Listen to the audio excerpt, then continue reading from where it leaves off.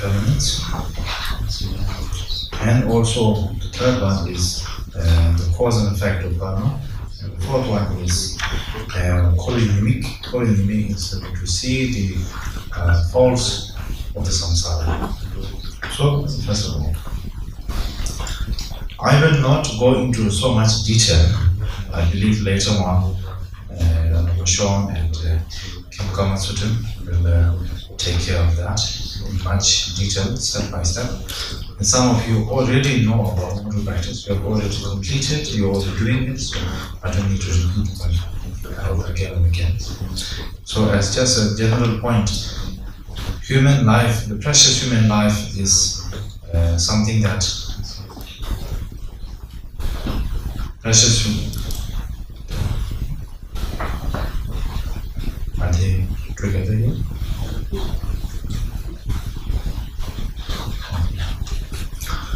So when we say human life is actually a priceless thing. In every aspect you think about it, the human life, why we say is precious is that in every definition, in every corner, in every sort of point, is one life that has so much of opportunity, so much of good merit, I would say, and also it has a lot of, it is a very difficult livelihood to obtain.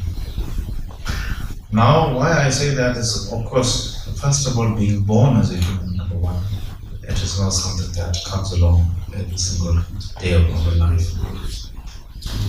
And how difficult a human life is, of course, is already explained later on. I think Kembo and Rameshon will just talk about it later on. We are saying that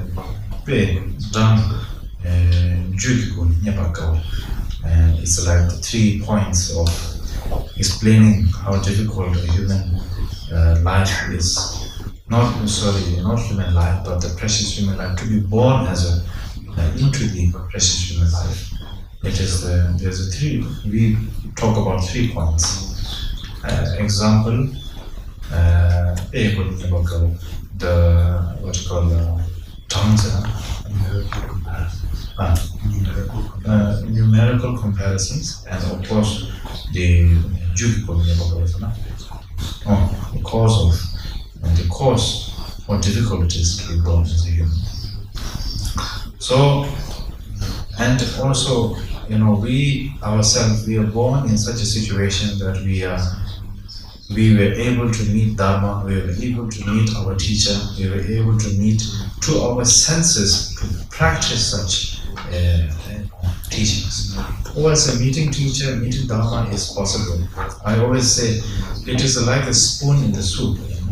The spoon is used in many different foods and many different varieties of soup. But the spoon is not the thing that tastes, it's our tongue that tastes the food. So we could be a person that meets many different teachers, we see many different teachings, but our mind never gets into the path of practicing Dharma itself, the most important part. So, not much use meeting so much teacher. But we were lucky enough to have this thought, you see, the turning point in our life. Maybe because of a situation that we had to face, difficult situation, or maybe because of general interest that we were connected to Dharma, and then we followed into this path of practice. Then we meet our own teachers. So, and of course, at this point of our life, we are now already continuing in practicing Dharma. And of course, we have our own difficulty, physical difficulty, mental difficulty, situation difficulties, but we are still to the point that we still have our own physical necessities of having a proper body, having a proper, no terrible, unfortunate diseases or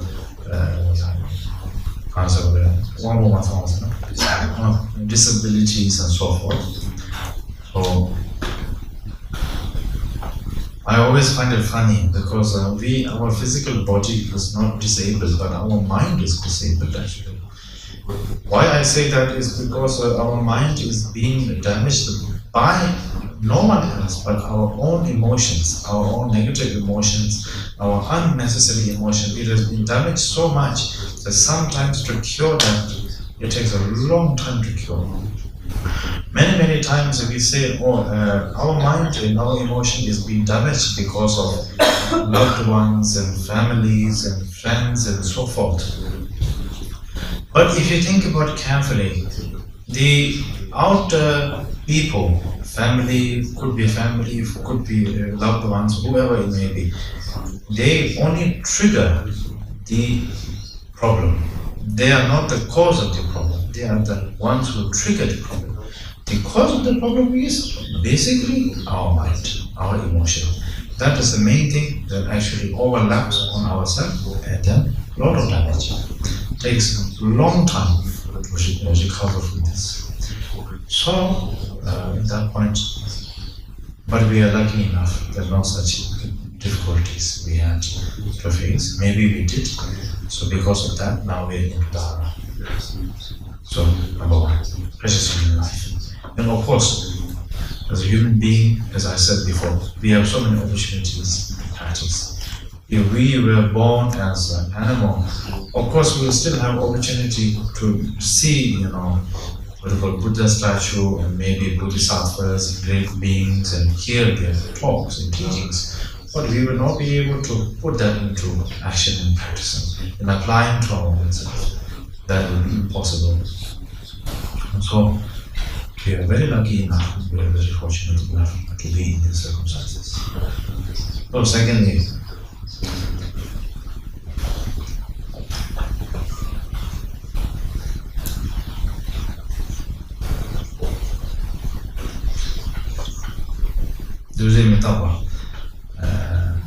impermanence. All existence, the true nature of all existence is impermanence. Impermanence, mitapa, is a how to say this now? It is something that is happening even to the point right now. I am saying all of this to you. You are all listening to me. My attention span is towards all of you, one by one, and your attention span is towards the words I speak to you. But even to this point, we are still in the process of impermanence. Each breath I exhale and inhale, my life is shortened. My life is going near and near to death. Even yourselves also. We human beings have the tendency to look at big scales. Why I say big scales is that we look at our physical appearance. We look at the hair that we have turning into black and losing the physical strength, losing mental strength, losing the ability of our, what do you call it? The one post, sense faculties, right? Sense faculties like hearing, visions, and so forth. But one thing we always forget is that every day is impermanent. Every day we are going near and near to death. I always say a human life is like human lifespan is like walking up a hill. When you first start, walk up the hill, it's, how to say, you're going upwards. Then you reach the top, then you go downhill. Starting from the base till up is our birth, childhood, teenage, adulthood, and then our life. And when we reach the hilltop, it's like in our, sort of mature state, maybe when we reach the age of 50, or maybe much younger than that, maybe around 30, and then things change a lot. Our mind change a lot. Our tendencies change a lot. Our view of life change a lot. The things that we used to, the life that we used to live, have totally changed. The things that we used to do and used to like totally changed. Then, from there is totally down to death. But when we die, and it's very difficult to say sometimes, people nowadays die at a very young age, without any problems, without any sicknesses, without any difficulties. Just simply, just die. So, that is a big scale. In more detail, every day is every minute of our life, every second of our life is impermanence. Finishing, sort of, how do I say this now? When you use a pencil, maybe a crayon, painting or writing something, you use, so it slowly sort of worns out. Same thing like that. We are also worning out now, slowly. But our mind never becomes old. Our body, our organs, and our senses are the ones that hit hard of the meaning of aging. But our mind is the thing that doesn't age. That's why nowadays we have 80 years old men marrying 20 years old girl. And we have women who are 50, 60 years old finding men who are like in their teens and in their 20s. It is very funny. Our human mind never ages. But it's really high time to tell ourselves it is time to be serious. Not to joke with our life, not to fool with our life. You know, we human beings have this very simple way of putting, when we enjoying, we say, oh, we're just fooling around with our friends, with our companions. But I really think it's true. Because when I look at it, it's not that we are fooling around with others, we are just fooling with our own life. We are just playing with our precious life. And then one day, that's one go away. And then it's too late to do anything. But the great thing about Buddhism is there is no age, there is no limit to practicing. There is no age for practicing Dharma. As old as you get, still you can practice. Great teachers like Rimpoche, how to say, in their life, even when they become 70 or 80 years old, still practicing like as if they're practicing in the first time. Receiving, what do you call that, transmissions and, discussing about Dharma and so forth. As if they don't even know about it. But their, knowledge is like vast as the ocean, as the universe. But still to the point, really taking things externally in their behavior and attitude, taking each and everything very carefully, with much dedication and effort. That is very the example of not wasting each second of our life and not even wasting one breath of our second. So of course, we as disciples and students of Dharma, we must put our effort to do as much as we can every single day of our life. life, never to waste a single moment, and never to waste a single breath before it's too late. And then, of course, third one is legend. How to say, legend is the cause and effect of karma. Now, in many ways, we believe the cause and effect of karma is something like that if we do something bad will come back to us. Or if I hurt an insect or maybe an animal, then in return something is going to hurt me. So people immediately see it as a threat, something negative that is going to come. Like as if somebody is waiting there for you to do something wrong, so that that person or that element, so that essence can keep you back. But we forget that actually this is a lesson for us.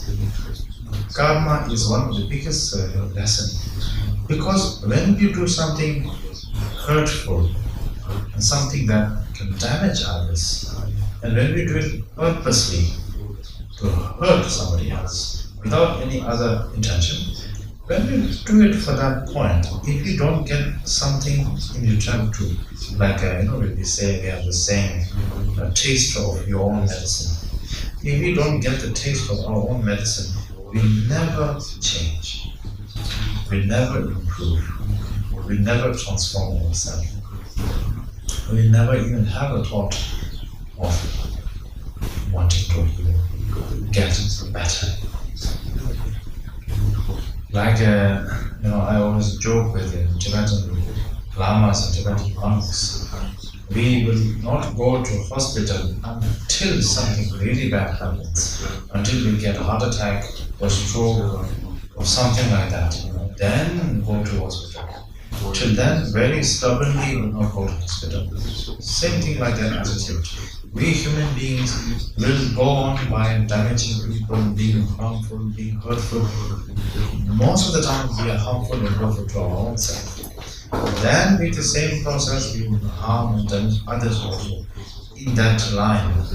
And then at the very end, when we get a taste of that medicine, then we start to change. Then we start to improve. Then we start to turn around ourselves and go on the proper path. Till then we will never change. So you see, karma in so many ways is extremely important for us. Also, we describe the karma as planting a seed, plantation of a seed. If you plant a seed of a poison, the result is a poison tree. If you plant a seed of fruits, the result is fruits. Fruit tree, then the result is a fruit.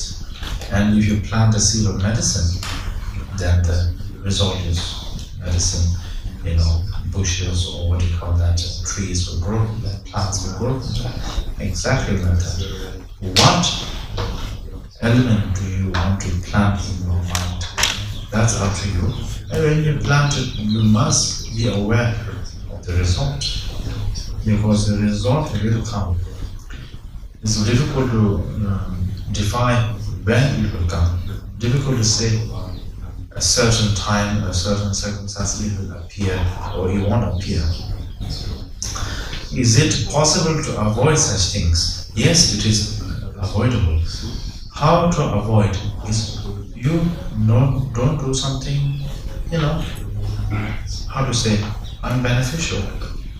Don't do something that is harmful to yourself or to others. Then you don't need to suffer. If you do it, then you will see the consequences, the result of that. So, if you don't want to fall into the trap, then don't make a trap in front of you. That is the point. But it's I think for us it's extremely important to have these things. And the last one is Kurinimi, the result of samsara. Now, it's a very interesting matter because samsara can be, I always describe it, samsara is like a bittersweet. It's very bitter, but there's something sweet about samsara. Why is it sweet? Because samsara has everything that a human being needs. Samsara speaks to us in the language that we want to hear, and samsara behaves to us in the behavior and the attitude that we want to see. Samsara embraces our badness. Samsara encourages us to be terrible people. Samsara tells us every single day of our life to be selfish and to do the worst thing ever. And one thing about samsara is samsara never lets you go. Always holds you down. And it makes you do the things that you will, never forgive yourself of doing. But that is something you never realize. That is something you never think about. Because our tendency as a person is we always judge the first thing that we see. We always fall for the first thing that we see. We never think about the behind story of that. As I was mentioning to you the other day, the very nice quote of cannot judge the book by its cover, but we judge the book by its cover, and we fall for the cover. We don't fall for the inner meaning. Same thing with practice. Practice or not practice. Many of us will fall for not practicing. Because when we practice deeper, it makes us sort of a little bit hesitation. There's a little bit of hesitation there. The hesitation is there because when we practice, it unlocks all the door in ourselves. All the corners and the places that we have locked up in ourselves for many years because of many circumstances and situations. Practice, the power of the practice, the blessing of the practice opens all of that door. When we open all of that door, we don't really like what we see from there. It won't necessarily be something that is pleasant or something that is, so positive as we think it is. As I was telling you the other day, the one thing I fear myself mostly in this world is my own negative emotion. The most powerful weapon in this world that can destroy so many things is the human mind. If human mind is not settled properly, if human mind is not transformed properly, if human mind is not tamed properly, it can be the biggest destruction of humanity itself. If you think about all the conflicts and the wars and the problems until now for so many years in this world, it's all because and all due to the human mind, the human emotions. Nothing more, nothing less. It's nothing to do with the external problems, external situations. So in that way, the samsara itself also encourages the human mind to be into the world of darkness, not in the light. And samsara, makes us embrace evilness and negativity and forget positivity and goodness. That is what happens for most of the time. That's why to see the nature of samsara itself is so important. For us to renunciate, dedicate ourselves to practicing and into the path of liberation. Not for the sake only for ourselves, but for the sake of all other sentient beings, and to benefit all of them unconditionally, for no self-importance and no self-interest or any self-gain.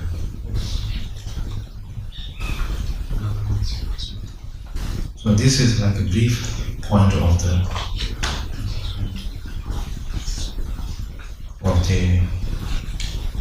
Rodamamashi, or the turning forwards of our practice. Now we begin the practice of the advice of Jamgu Mibonbachi to the beginner.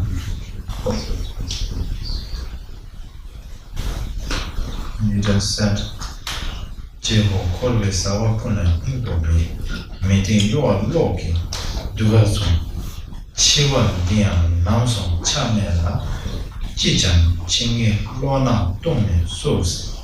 So, first words,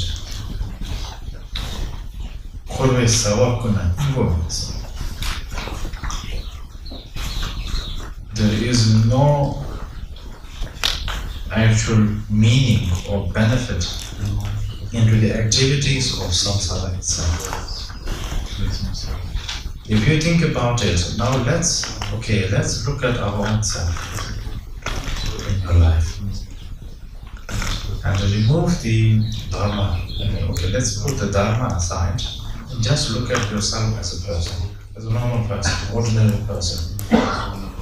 If you can sum your life up in one sentence, or maybe in one sort of a short, description. If you look at that, like a video or documentary, the day you were born, and as a toddler, as a child, as a teenager, as an adult, finishing the studies, the experiencing of life and everything, getting married, having a partner, having children and so forth, getting a job and everything. Look at that once. Try to see that once. And when you see it, do you ever see anything that is really that beneficial, really that meaningful? Do you see anything that you can tell yourself, okay, that is really that is the purpose of life. That is the purpose of being born as a human. If you really think about it, it's very difficult to say that there is any purpose in that. Of course, as a human being, we will not accept to tell ourselves that is not beneficial. Because human beings are programmed to believe that we need to live on by having a life, having a career, having achievement in our life, having children, and then handing over to the children, and children having children. That system has been programmed in ourselves for so many years. And we believe that it is important. But we never question ourselves to think twice to say, is that really important?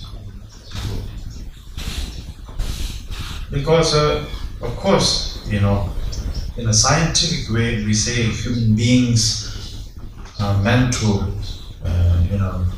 reproduce our race so that we can live on, so that we don't, die out.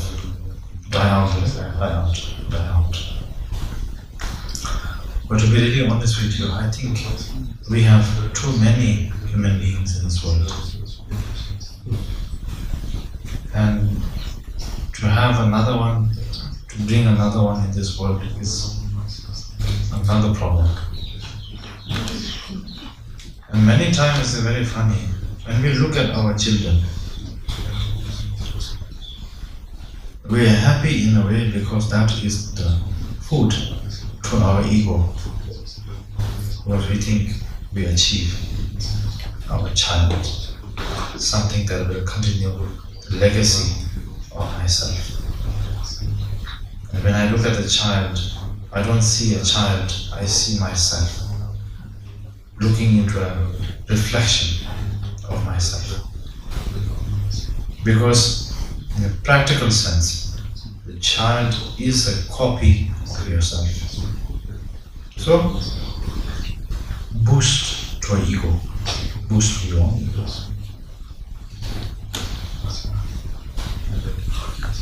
And your child is far more important than anyone else's child.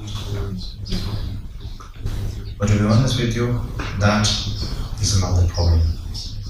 And that is another issue of yourself.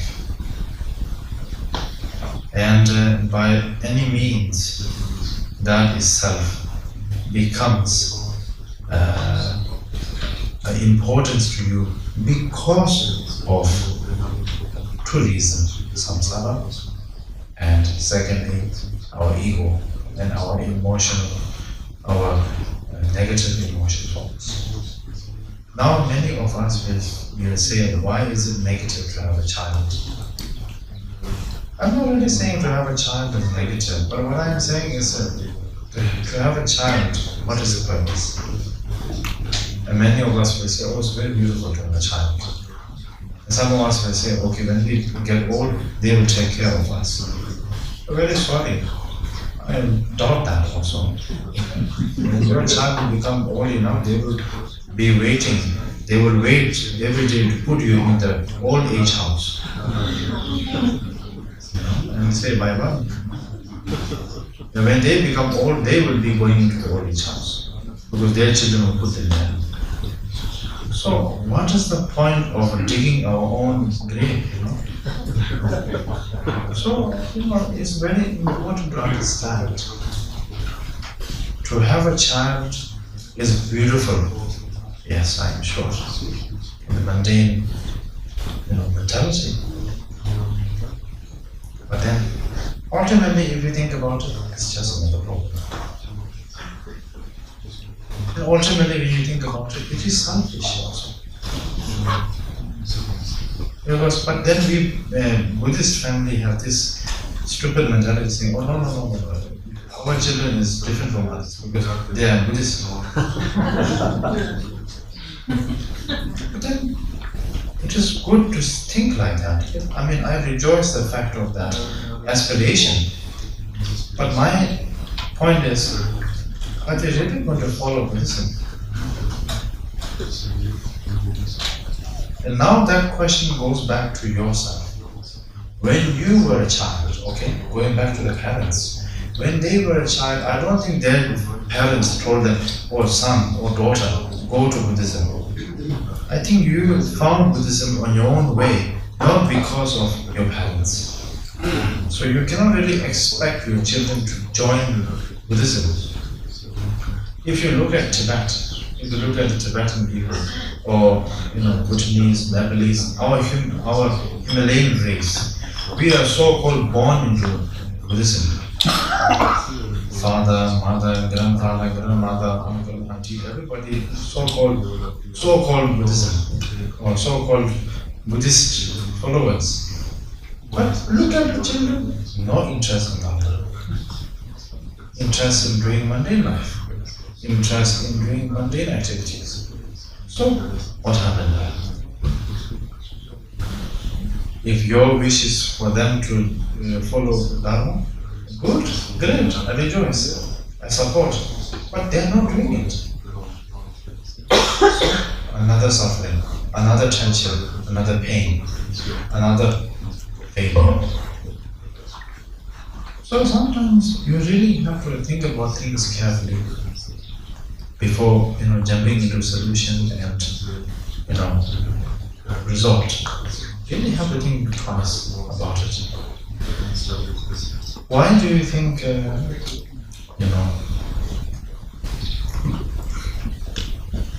sometimes I feel also it's very selfish. in such a way that when people get married, have children, and then say, okay, now I need to take a break. I want to renunciate. Your wife, children, bye-bye. I go to retreat. That I think is very, very selfish. Because you are avoiding problems. You're not really renunciating anything. That is not the ultimate renunciation. You know. And you see, either here or either there, even though for a short period of time, if you go for so-called renunciation path and practice and retreat, you are somehow, somewhere going to come back to samsara. You are somehow, somewhere going to come back to the world of suffering, the circle of that. So, ultimate renunciation rises in our heart when we really start to see the cause and difficulties of samsara itself. Then even though you're a mundane, ordinary person, you have your children, family, it doesn't matter. But you're practicing. You're practicing a lot. You're dedicating yourself a lot into Dharma. And then when you look at your own life, your family, everything, you're really rejoiceful, you're appreciative, but you're not very attached to it. Nor you're attached to yourself, nor you're attached to your life or any, personal necessities, personal, samsaric life temptations. That is true renunciation. Till then, it's very difficult to say, I fully renunciate. Because now this is a very funny situation. The thought of renunciation, that thought itself has to be renunciated afterwards. Because it doesn't exist in a way. So the thought, first of course you need to think, I want to renunciate now. Then afterwards, really renunciating. After that, then you also have to renunciate the concept of renunciation itself. So that is something very important that we can achieve.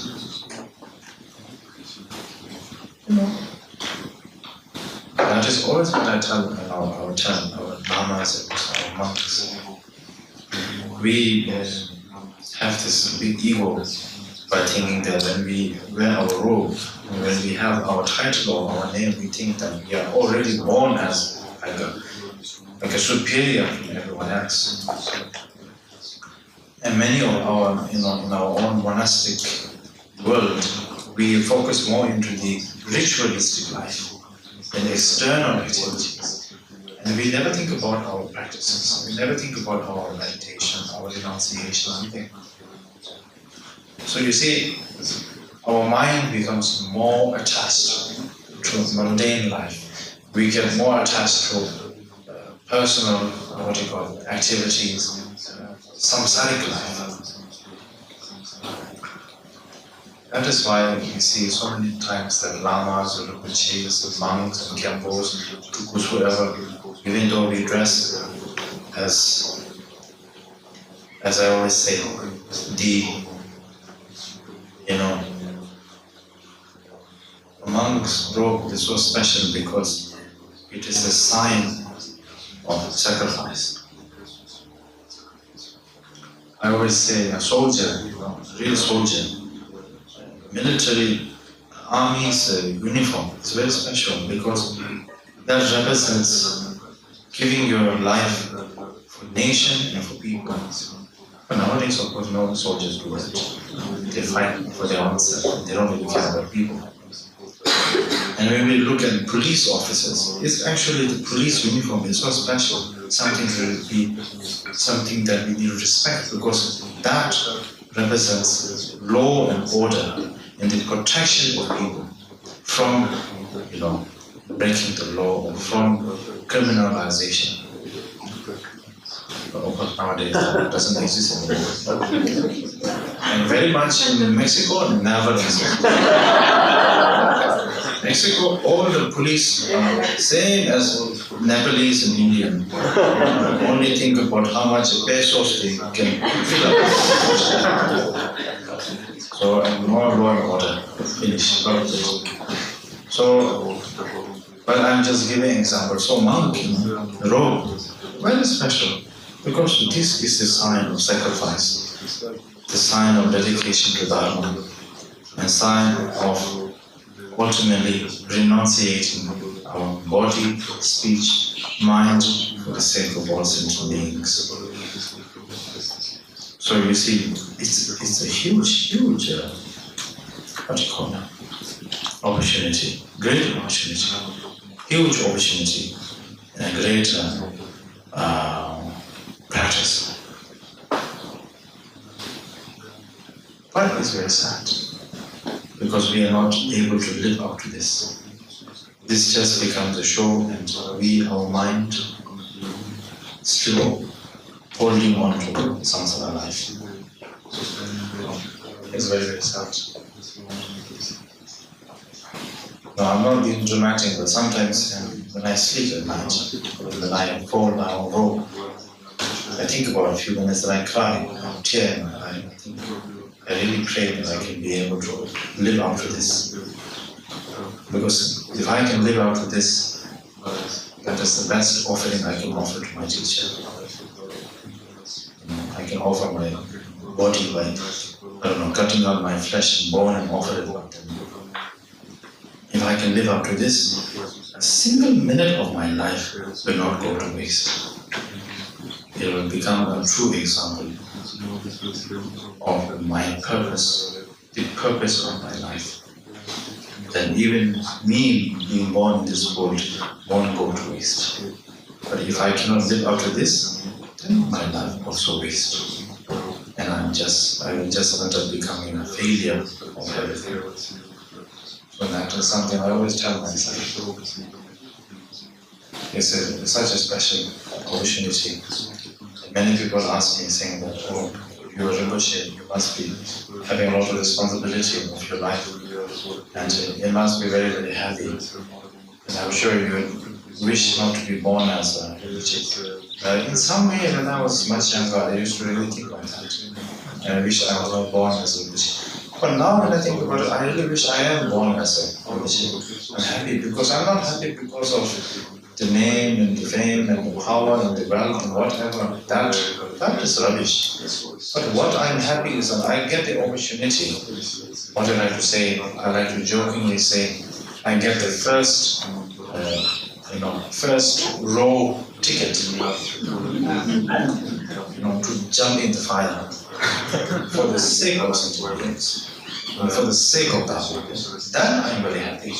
I'm happy to die. I don't care about my life because my life has not gone into waste. Many people think, in the Islam is the extremists of Islam practitioners. They take it in a very wrong way by blowing up their body and killing many people for the sake to go to the heaven and the pure land. Join with Allah. And we say that Buddhist people are very lazy. Buddhist practitioners and monks and witches don't have to sacrifice even a piece of their skin. So that's actually very wrong. It's very wrong. We have to sacrifice. Actually, if we really practice what we preach, we have to sacrifice everything.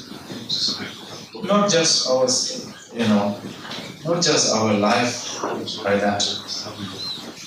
But we have to sacrifice every single little pieces of ourselves for the sake of Dharma, for the sake of the sentient beings, and for the sake of the plantation of Dharma for the next generation to come and to continue that. That is the biggest sacrifice. It is a big sacrifice. And I think it is such a wonderful life, such a wonderful opportunity to be given that chance to serve the Dharma. So, you see, and also your own self, when you call yourself as a student of Dharma, student of your teacher, disciple of Dharma, follower of Guru Rimpoche, and follower of Buddha Shashamani, it's a great opportunity for yourself. It is not a simple thing, actually. Why I say it's not a simple thing is that you are giving yourself fully to the point of practicing Dharma and living up to the point of being the example of practice and the path of liberation. And also being the living example of a good human being. Or say, we could say, a good-hearted human being. So it is a big, it is a huge, huge matter. And it is, but as I said, it is a great opportunity, and it is something that shall not go to waste, and shall not become, as a hypocrite. So this is something that we really have to think carefully to ourselves. Whereas there are so many chances and situations that it can go to waste. So, maintain your log in your songs. Like, unstable, how to say, log into a light dance, right? Is it? Lightning dance, no? Yeah. Actually, the words compile to each other, the meaning after meaning, and the example after example. So, it is saying the activities of samsara has no meaning or benefit. Like, for example, like the instability of lightning dances. There is no sort of a stable, stableness to that. It's like something comes, something doesn't come, something happens. There is no limit to it, and there is no accuracy to that. It's not even accurate. And then, after that, it says, Chiwan Dian Namjung Chamela, Chijan, Chingi, Lono, Dong source. It says, Chiwan Dian Namjung Chamela. Death itself also is not accurate. It can come at any time. There is no sort of a beginning, end, or limitation to it. By saying that, okay, we can tell, we can say that, okay, my death will come at this stage of our life, and I will die at this stage of my life. We cannot decide for ourselves. We can't tell ourselves. We never know when it will strike.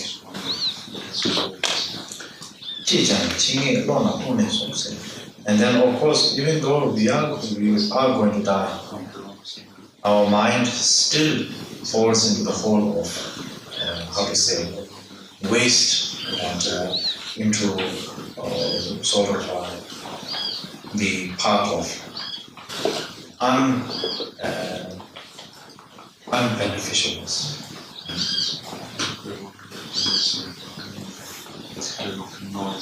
Lama Dhamma ne se te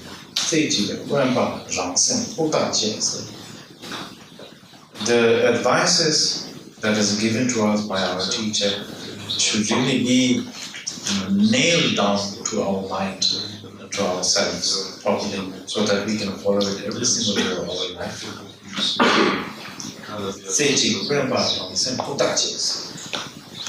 So, if a single-mindedly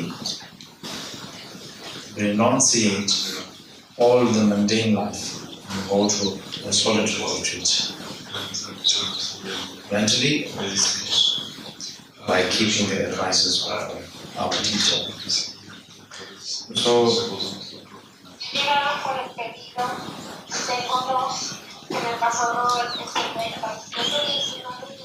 Hello. Yes, and then, so now you say question, so and then I'll keep it till here today and continue from tomorrow. So if there is any questions, yeah, you can be asked a few minutes before we complete our session. What advice you can give us to be able to be aware of that mind, because sometimes we're not even aware we are criticizing, and we can, so an advice to basically be aware and to be able to cut this mindset that criticize. I'm not sure what you mean by criticizing. ¿Puedes explicar más acá criticar? O sea, más bien de cuando la tendencia en que siempre juzgamos, pues, en el punto en el que dijo que siempre tendemos a juzgar y siempre nos dejamos llevar por la primera impresión, pues, en ese punto fue This tendency you mentioned that we judge, and most of the times we just carry ourselves with the first impressions of things. Oh, okay. Yes, that's human, how to say, if I make it more precise, that is the way of how we develop our attachment. We are attached to ourselves and we are attached to all external things because of the first thing that we see. Yeah, it's not about criticizing, but it's about the tendency we have. So when we look at a flower or maybe anything external, we first see something and then the second thing happens, we attach to it. Yeah, you know, there's this very beautiful story of two monks. I think it was in ancient China. Maybe some of you know the story, so you can correct me. There was a story of two monks. They were walking and there was a big river to cross. So a lady, very well dressed, was waiting at the banks of the river, not knowing how to say, cross the river. So she asked one of the monks to help. One monk has right away rejected and said, "I'm a monk, I cannot touch women." And the other monk said, "I will help you." So he carried the girl, because I think she was very well dressed to go to some sort of a celebration or something. So he carried her all the way to the other side of the river. And his friend, the monk, was very upset and angry at him, thinking that now he has lost his vow by carrying a woman, and that is it for him. This is finished. His vow is gone. So he was just waiting to tell him that. So when they were walking to the other side of the river, the monk told his friend, saying that, "Okay, now you lost your vow. You know, what are you going to do?" So the monk just replied by saying, "I'm not the one who lost the vow, you're the one, because I carried the girl to the other side of the river and she was gone. And there was nothing was there in my heart, in my mind. You're the one who's been obsessing about it from the first to here. So you're the one who lost it, not me." Like that human tendency, we get to be attached to so many things. You know, we have a saying in Tibetan, a very good monk, ordained monk, will still enjoy the smell of good flower and the taste of good food, and also looking at women also. But the rejoice is there, rejoicing it, appreciating it is there, but no second thought is there. The feeling of, "Oh, I want that, well, that is something that's mine, and I shall take it for myself," that a monk will never have. And that is how we define it, with having no attachment to it. But we human beings will fall right to it. So that is why, that is the, place where we differentiate. Well, of course, nowadays even monks Rimpoche will jump for that, so doesn't make much difference. It's very, sometimes very funny, because sometimes when we do our talk offering, puja solutions, and some women come into the puja, all our monk attention goes directly to the women. From the time they enter the monastery until they go out, eyes are fully aware of where they are, and totally forget about their practice, what they're doing. So many times I felt very embarrassed by seeing that. I thought,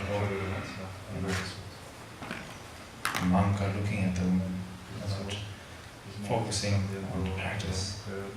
And suddenly when I look at my mind, even my mind I'm focusing to the woman also. Then I get very embarrassed. I think I feel like I have failed one principle. So like that, I always watch my mind. Before I see something else, I watch my mind to tell myself that there are many, many principles in our life. As I was giving an example, to be the living example. And if we ourselves lose that, then it's like, actually losing the purpose of it. So when I talked about this one here, I don't mean about criticizing, I mean about how human beings evolve attachment and evolve, clinginess to such things. If we look at something, appreciate and rejoice that, and then let it be, that's a great thing. But we mostly, when we see something that is good, we get, sort of clinged to it. We like to still want that more, and we don't want to let it go. So there it starts. The rebirth, the birth of attachment starts from there onwards. So that is what I was telling you about. So if you can, just rejoicing it, and then realizing it, rejoicing it, appreciating it, and not being attached, that is great. If you cannot do that, then try to understand. If the second thought arises, the thought of attachment arises, and if you fall for that, what are the consequences after this? So by knowing it, I think through practice, through practicing again and again, then it will change and transform.